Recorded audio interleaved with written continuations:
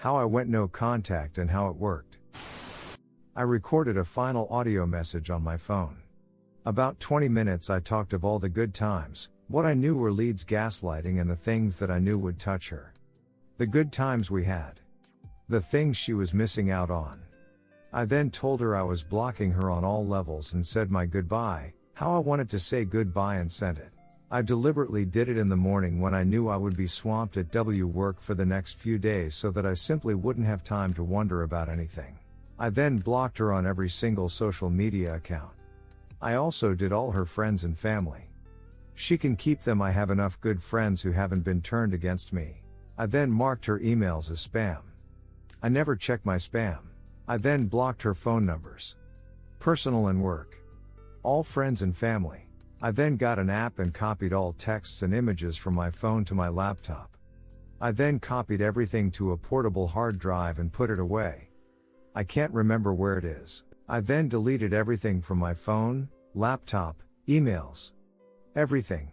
Some of it was easy, some of it was soul destroying, but she was so toxic I had no choice. I then went to the doctors and told them what I'd been through, lying about 16 affairs she had before she met me and talking to all the men behind my back probably having affairs when with me, and blaming me for being paranoid, saying I needed help, etc. It was hard to talk to the doctor, but being honest about it was the right thing to do. I needed real help. I was put into therapy and diagnosed as suffering acute PTSD and moderate depression due to insomnia. I used to wake up every 45 minutes missing her, crying, wanting to die. I can't die because I'm a dad. Then not being able to sleep again. I did my therapy and got myself a new therapist who I have been seeing for about a year now. She never contacted me because she can't contact me. In blocking her like I did, I gave myself closure on my terms and freed myself of those gut-wrenching feelings when she would try gaslighting me. When she would try turning positive things I was saying into negatives. It's been about 2 years now. Trust me, it works. Peace and good luck to anyone considering. Update, to anyone who feels like their life is over or so much time wasted. Believe me. 8 years of hell. I gave everything and all I got in return was many layers of abuse. I realized, it's killing me. I knew it would be unbearable pain, but I have duties to my daughter, not to a spoiled child masquerading as an adult. For first time in my life I went single and accepted it was needed. Fast forward 1 year. A lot of therapy. I'm now almost 5 years sober. I quit smoking over 2 years now. I've paid off most my debt. I invested spare money, put some away for daughter. I've bought car. Work is good. Lots of opportunities. I now take good money, now I'm present. Am good terms with landlord, family, friends. My garden is tidy. Tidying house takes time but no longer neglected after weekends wasted. Am slowly reconnecting with old friends I dropped during toxic times. And in 7 weeks time I'm taking my daughter, 12 years old, on a tropical adventure where we will go diving, eat good food, hang on beaches, watch sunsets and sunrises and do all the things a dad should do with his daughter before she moves on into her own life. I stayed in the toxic relationships because I feared being single and felt these people gave me status, loyal to others, not to myself. Abuse became acceptable. I was letting others affect my life. Not anymore. To anyone who feels like their life is over or so much time wasted.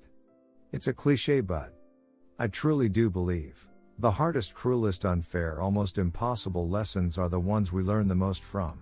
Redditor's reactions. Story 2 after. Redditor 1. Congrats. It's a lot of work, but it's so rewarding when you can come out on the other side of it.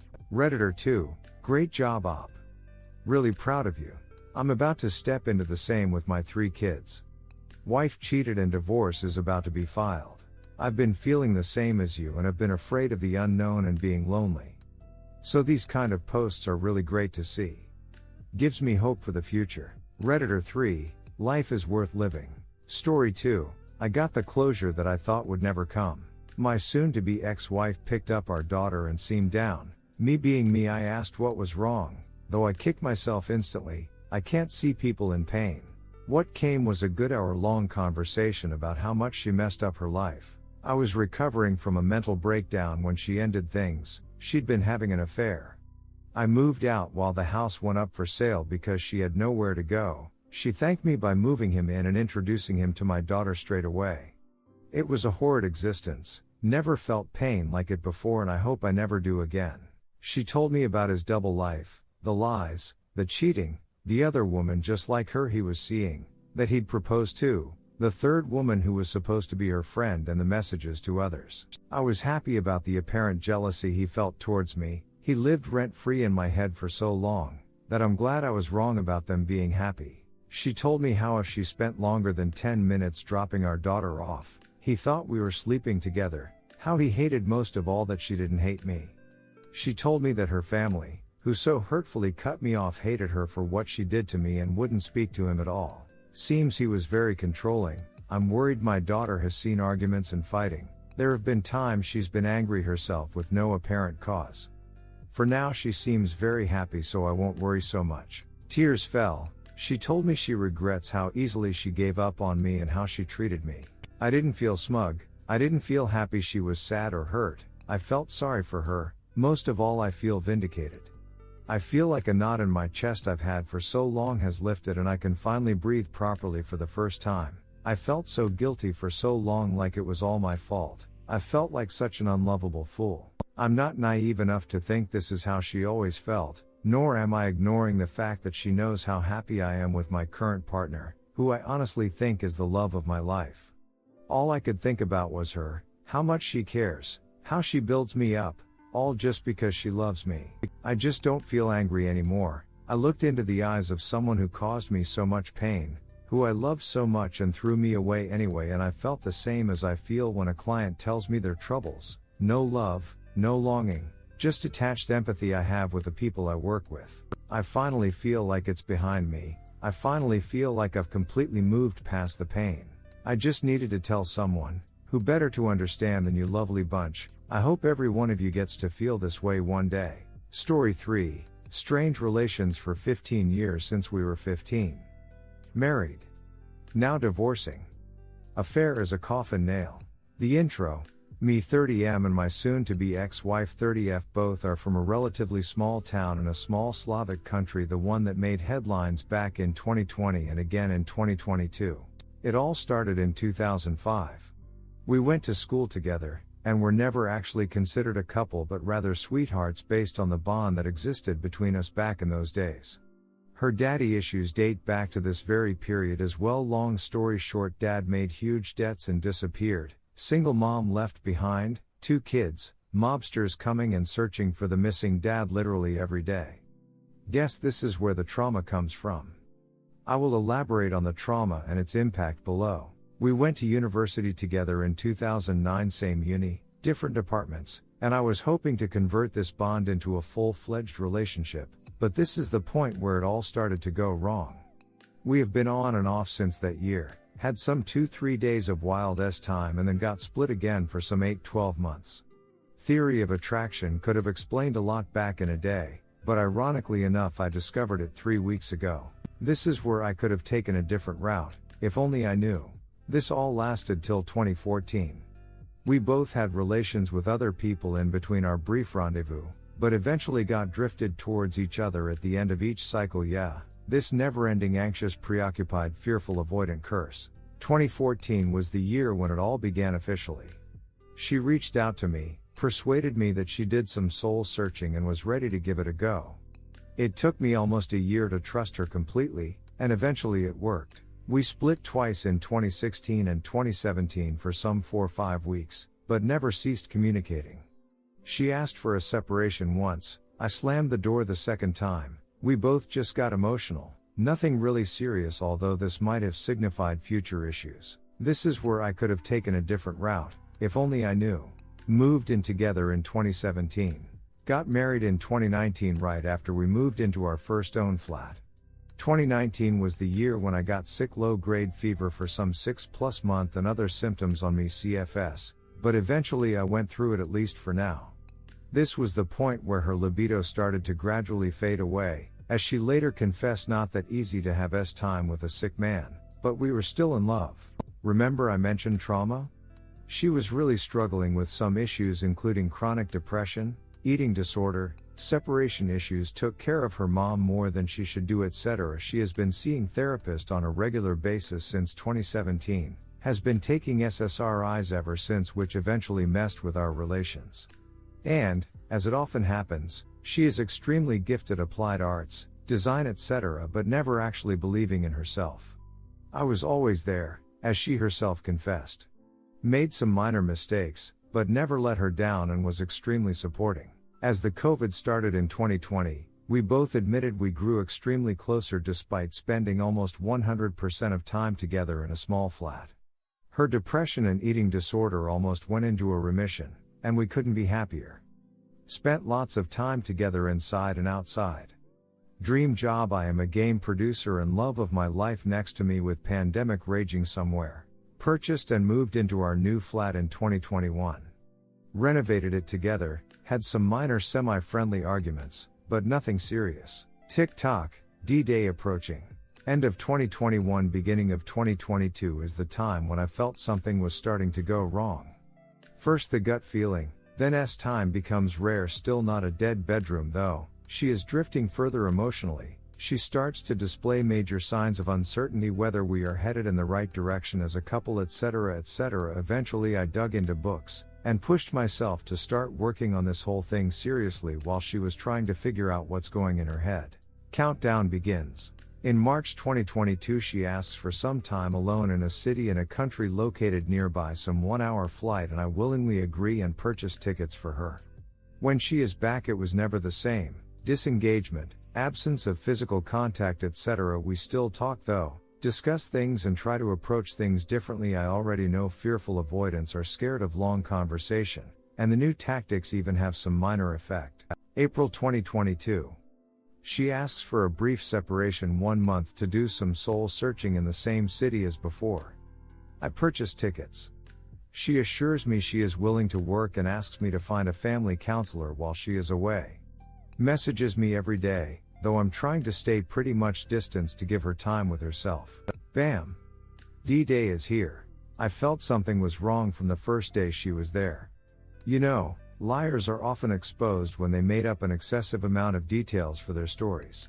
This is why I felt something was wrong, and bam, I accidentally ran across the profile of her ex from probably 2012 Instagram recommended section, which was quite surprising per se because we shared a good laugh when the guy, semi-unemployed pseudo-intellectual wannabe musician, reached out to her in 2015 while we were already in serious relations.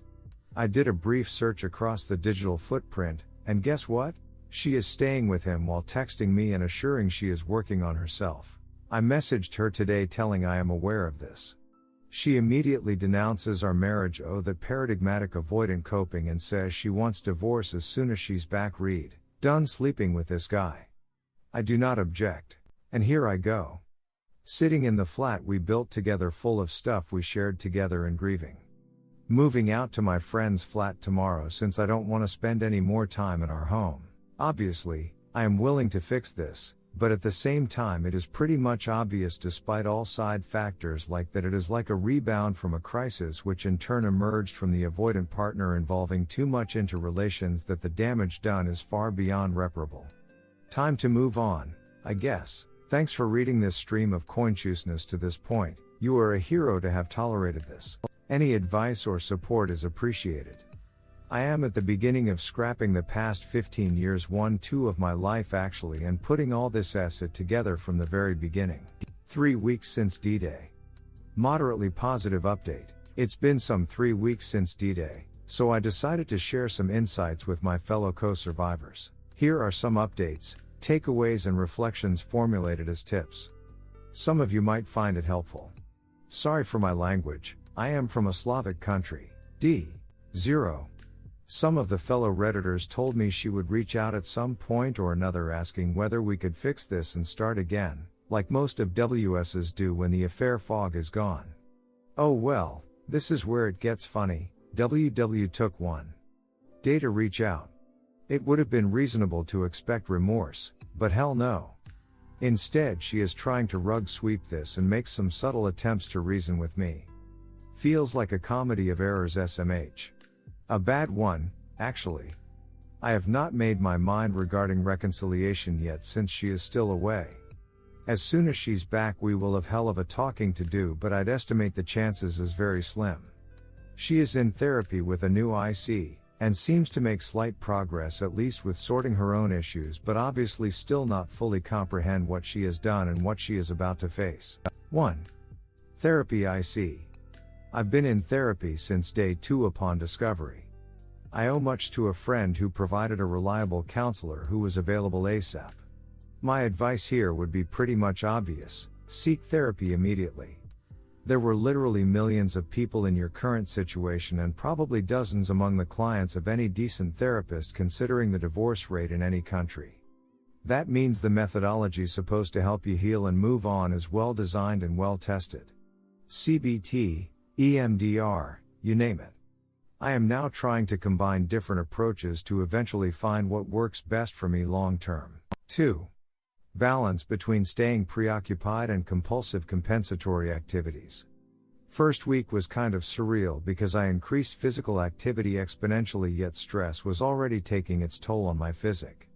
Week 2 and I calmed down a bit, shifting focus to some more cognitively engaging activities. Took singing classes, got back to drawing and composing music, and balanced these activities with jogging, gravel biking. Works just fine. 3. Time for yourself. Funny enough, this situation provides a lot of time to assess your own status from a different standpoint. I was to some extent aware that we were in codependent relationships, but God, it feels so good to spend some quality time with yourself instead of being constantly preoccupied with trying to read what's on your partner's mind or trying to damage control her mood swings. I even imagine Doc and Marty approaching me at some point and offering a chance to prevent what's happened. My response would be negative. This situation shed light on the darkest corners of our marriage and lanced the abscess that could have been plaguing my life for some more time. 4. Baby steps. I honestly feel like riding on a sinusoidal wave these days. Some days feel better than ever before, taking time to truly appreciate people I once took for granted, enjoying newfound hobbies, etc. Other days are just constantly roaming in the dark and feeling the shadows of suicidal thoughts lurking behind my back. But the proportion of the former and the latter has changed immensely in favor of the former. There's a light at the end of the tunnel, and no, this is not a freight train coming your way. I guess one might consider himself truly healed at the point she is 100% comfortable with him herself, rather than establishing new relationships which might still bear some traits of rebound. 5. Post-traumatic growth. I found myself too much absorbed by YouTube videos, Reddit posts and forums on coping with infidelity, divorce, reconciliation, etc. at some point. Not anymore. Guess I am too emphatic and they either give me a false glimpse of hope or bring me down to the point when I think my life might not be as happy as it once was. Instead, I tried to focus on some general topics of healing, coping with stress, developing mindfulness and assertiveness, etc. etc. I particularly mentioned a concept of post-traumatic growth because it intuitively feels very healthy to try and see positive outcomes of the tragedy you are still facing. Fake it till you make it, I guess. 6. Health tips. Just as I mentioned earlier, I definitely started to face the physical consequences of the stress. Poor sleep, losing weight, and I was already very lean, etc. Pills definitely help. Consult with your healthcare specialist and don't hesitate to add some supplements to your meal plan.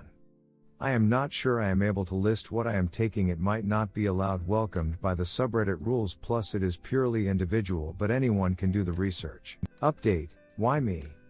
Nasty infidelity details. STBXW came back from her trip couple of days ago and we finally sat down to discuss our not existing future. Obviously, she trickle-truthed me, attempted to share the blame with me, but I assume I managed to damage control this properly. Anyways, some nasty details resurfaced. She really spent a week in a kind of drug den. She used throughout all this week and barely remembers some hours of her life. Side note, she doesn't have a history of drug abuse and as far as I know never really tried anything before. Her ex, or probably future fiancé lol, is really a total misfit. No work, constant substance abuse, still fully dependent on his parents though he is 30-something. She talks of him with a barely hidden disgust and disdain now. How ironic. He is okay with ducking a still married woman. She even tried to convince me he is not to blame because it was she who initiated the visit, which ended up this way. They are having unprotected sex. Multiple times. Under the influence. Imagine, what might be there except for STDs? Not really saying HIV, but, and finally, she is now pregnant. All this feels so surreal, I sometimes can't believe I am amidst of this. Why? Can't figure out how come?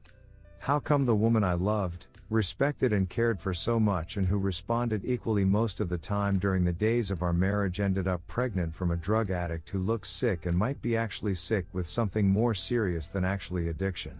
How was this possible that she swapped a decent man I know I am, and it's not a narcissistic pretending in a family bed in a best district of our city for a misfit on a dirty sofa some 800 kilometers away, and, most importantly, she felt the signs of pregnancy throughout this 3 weeks, but never even took a test. She can't even respond why, limiting her answers to I did not want to. Seems like the if I ignore it, maybe it will go away? Thing.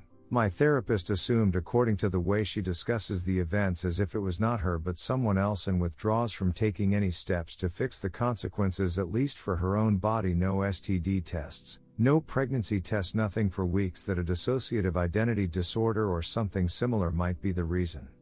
Obviously, it will never ever be diagnosed. The self-destructive behavior will continue. Imagine, she comes back pregnant and sick from it all, and immediately visits the gym. Clearly quite absurd. She never was and probably never will be able to fully process her trauma or to face the consequences.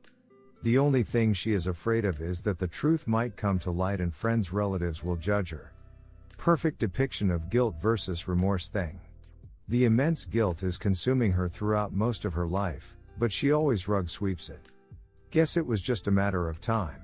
It is only now that I understand the degree to what this human being was broken inside all this time but managed to conceal it deep within until it bursted out one day. I understand how this pendulum works and how she's always longing to fall down and then rise up to feel some dopamine kick in. My therapist called it using drugs in a dirty gutter one day, and attempting to ascend Everest the other. I wish I could have detected this downward spiral earlier. All this situation put me through the worst pain in my life, but luckily enough nothing can hurt me more any time in the future. Understanding this is soothing. I was ready for the brutal picture, and did a couple of EMDR sessions these weeks. It helped battle mind movies immensely, but I wasn't actually ready for the pregnancy thing, and it hit my ego badly because we were discussing kids starting this year, but did not manage to conceive. Her health issues were considered to be the reason, and she addressed them. It happens that either she is now cured, or the real undiagnosed issue was me. I feel a weird mixture of disgust and compassion to this human being. So totally and gracefully broken. I am really thankful it all took just months or weeks to collapse. Anyone knows acute stress is better than chronic. I continue my healing, and the best thing I heard yesterday was I have very mixed and complex feelings for you, but I think I do not believe in our family anymore. Oh, I bet you don't, darling. Thank you for reading this. Update, quote from a WW that says it all. To anyone who's browsing this sub right now. I know you barely do this out of curiosity. I know you currently might be roaming in the darkest place you've ever been to. Some of you might even cherish hopes to reconcile or whatever. Do not. Eventually we all will find ourselves much better off. This is the way. Here's a quote from a dialogue with my cheating STBXW to illustrate what cheating and cheaters are. WW, I feel neither guilt nor remorse because our marriage was dead long before I cheated. We should have divorced long ago. Me, I asked you whether you want a divorce quite a few times several weeks before you cheated. You hesitated and said no and proceeded to ask me find a family therapist to mend this. Why? WW, I don't remember that, and I don't remember you asking either. Me, why then didn't you tell me we are done when you were right on your way to cheat? I got you tickets, called you a taxi, gave you money. WW, I didn't tell you out of pity. Me, so you didn't want to hurt my feelings with the truth I asked for earlier, but considered getting pregnant from a sick-looking junkie will not hurt them? WW. Redditors' reactions. Redditor 1, I didn't tell you out of cowardice. Redditor follow up, that's usually the answer. These types set the bar so low, I actually almost admire the ones that come forward the next day. Redditor 2, what a roller coaster. And now she is pregnant. Divorce and renounce all ties. Frankly, at the point of splitting things, take your personal things and leave everything else to her. They're going to be needing it in the flop house, and there's such a strange irony in still being the good guy when they raise their little crack baby in a dresser drawer that you gifted them. Oh, those lying liars, and the lies they lie. What liars? No baby deserves that family. As soon as you're free and clear, report them to child services as a two-finger salute when their junkie affair crack den baby is born. They can Instagram the raid.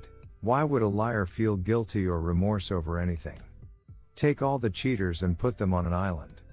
Call it Cheater Island. They can fornicate in drugs and depravity until their society collapses from its inability to consider anything past its short-sighted immediate wants, and we need to call in Snake Plissken to go in and clean house. Op answer, love your reference to Escape From. So much, Black Heart. Not sure whether the baby would eventually be born. I doubt that since she is already enrolled into abortion process, not that easy in our country. But who really cares? Splitting assets is another pain in the TBH, but I'll made it through. Redditor 3, what a narcissist. Just stop talking to her. She will never tell the truth. Always has to lie and gaslight because she is too much of a coward to deal with the consequences of her actions. Redditor follow up, so true. Cowardice under the premise of not wanting to hurt you. Duh, you screwed around and got caught. That hurt more than anything you can say afterwards, coward.